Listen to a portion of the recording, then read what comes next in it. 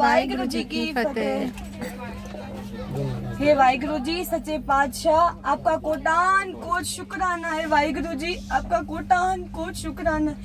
हे सच्चे पातशाह, मेरी गुरु प्यारी साध संगत, आपकी अपार अपार कृपा से सच्चे पातशाह, मैं, मेरी मम्मी और मेरी मासी और समय की मम्मी, वैसे सारे घोड़े डबल चलते हैं और मेरी मासी और मम्मी का बांधा हुआ था घोड़ा, और मेरा और मेरी समय की मम्मी का बांधा हुआ था घोड़ा।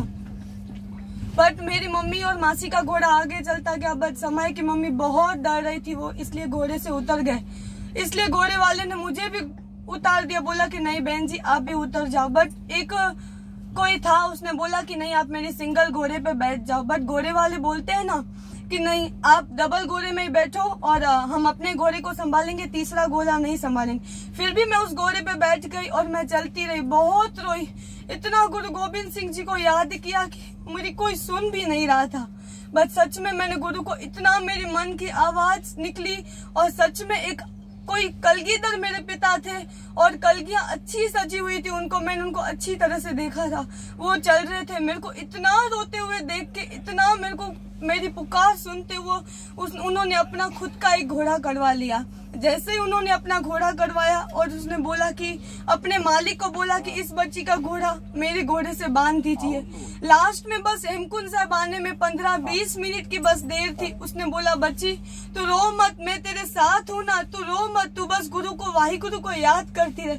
मेरे को बस उतना ही वाहिगुरु, धन गुरु गोविंद सिंह जी महाराज मेरे मुंह से निकलता रहा और मैं आगे चलती रही। बस उसने उस कलगीधर पिता ने भी 5 पौड़ी बस जपजी साहब जी की स्टार्ट कर दी और मैं आगे चलती रही। बस आया और उसने मुझसे पूछा बेटी आप तुम कहाँ से हो? तो मैंने उनको बोला कि मैं जामनगर गुजरात से हूँ। तो मैंने उनको बोला थैंक यू, आप मेरे लिए बाबा अजीत सिंह जी हो, आप मेरे लिए धन गुरु गोविंद सिंह जी महाराज हो।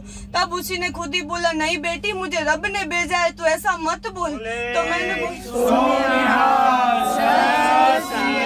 तब उसने खुद ही बोला कि नहीं मैं बेटी मैं पटना से आया हूँ। तो मैंने सच में बहुत रोई। फिर वो मुझे इग्नोर करता हुआ आगे चलता गया और मुझे कुछ नहीं बोला। फिर मैंने उसको पूरे गुरुद्वारे में देखा, मुझे वो कहीं भी नहीं मिला। मैं बहुत रोई गुरु के आगे कि सच में गुरु घर पिता आप हमारे सामने ही हो, हमारे रास्ते में ही हो, बस आप हमें पुकारने में देर है, बट गुरु के सुनने में बिल्कुल भी देर नहीं है। वाहिगुरु जी का खालसा, वाहिगुरु जी की फतेह।